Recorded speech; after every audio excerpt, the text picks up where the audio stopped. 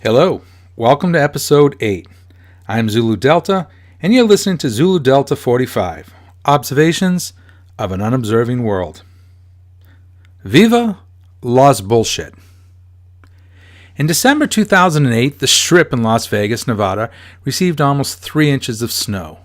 Snow job jokes aside, that may have been the most unique, unscripted, and last real thing to happen in Sin City in the last 25 years. As strange as it may sound, let's forget for a moment all the gambling that is associated with Vegas. Gambling is nothing new, and Las Vegas is not the only casino in the world.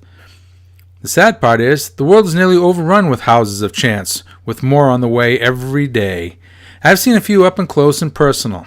It's no secret that I don't care for them, but that's not what this blog is about.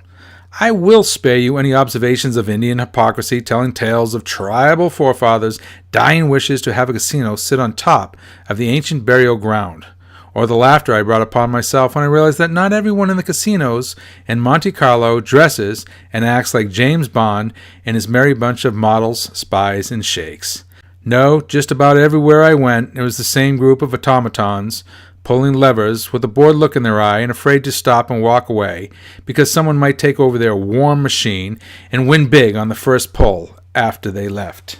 What has occurred to me is how Las Vegas has climbed into the American perception of the Mecca of fun, center of culture, Eden of architecture, and dining experience of a lifetime. What pure, unadulterated nonsense. To start with, let's make the analogy to the movie The Truman Show. Everything inside the dome is not real. It's just a gimmick to make you forget you're in a climate-controlled, stuccoed, time-deprived steel box in the middle of a barren and uninspiring desert, piped-in sounds of rainforest or waves crashing on the beach. It's fake. There's no doubt that as far as hotel amenities and food goes, there are some great places in Las Vegas. But when I overhear a man say to his wife walking through Little Italy in a fake and hygienically superior New York, "I really like the city. We should come visit here again. I like the food and the atmosphere," I want to heave.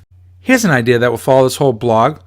Why don't you actually go to Little Italy in New York, or the North End in Boston, Federal Hill in Providence?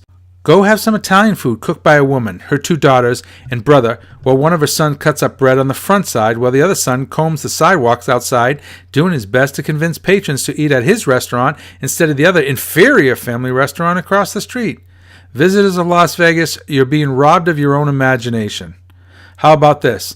Tell me you flew to Las Vegas and stayed because it was close to Hoover Dam, or the Grand Canyon, or Zion National Park. I can respect that, but if you're telling me fake Paris, fake Venice, and the Pool River at the hotel are few of the 7 wonders of the world, my only wonder will be, do you feel any embarrassment to know that you'll never actually go to France, but couldn't wait to have your picture taken at, you guessed it, the fake Eiffel Tower? And now comes the fun part. Sure, Vegas has Cirque du Soleil and Blue Man Group, but so does Chicago and Berlin. I don't remember too many Hollywood movies about bachelor party and bachelorette parties taking place in Germany, but Las Vegas fun has become a safe, unimaginative, and lazy choice for a quick getaway. Many times, it's not even the cheap excursion so many praise. At the same time, the false magnitude of fun on the F. Fichter scale, which is the false fun Richter scale, continues to grow exponentially. The young guy stories you hear now go somewhat like this. A guy is getting married and all his friends want to go for one last single adventure. What happens when the guys really go out there? Friend 1 gets completely drunk at 9 a.m., is accused of sexually harassing the maids, and is confined to his room by security. Friend 2 pukes in the pool at 1 in the afternoon and all the guys are banned from the pool. Friend 3 spends 23 hours on the phone to his girlfriend begging for forgiveness because he blew off her parents' 50th wedding anniversary party to go with his friends to Las Vegas, where he remembered how much drama his friends really were and how much he would love to have been back home at the 50th party. Friend 4 is married. He spends the first half of the trip blowing his money and the second half begging his remaining friends to lie for him to his wife about how he was robbed at the pool. When the guys return and people ask how the trip was, they just reply, "Yeah, Vegas, baby." What happens in Vegas? Blah, blah, blah. Nobody would ever question a bad time in Vegas. How could it happen? It would be like going to the Hard Rock Cafe and not being sure how to act or what kind of fun you should have. It's already figured out for you. So simple. Not ready or unsure of traveling far? That's okay. Need some new ideas? No, I'm not talking Disneyland, the true evil empire, and possible subject of another blog post. Bachelor party? Plenty of companies offer quick getaway packages to places like Miami, where you can get flights, hotels on the beach, transportation, tickets to see a local favorite sports team take on the Florida team. Still, no pool puking allowed. Romantic getaway? Try traveling with the local ski club to Quebec City for New Year's Eve. You don't even have to ski. 5-star hotels, culinary masterpieces for dinner, fireworks and dancing if you want to. Out with the girls? Cheap trips to the Bahamas.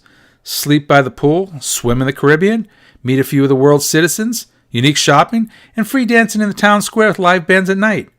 Who would have thought? These things may not be for you, but at least they're real. Yeah, baby. Viva that.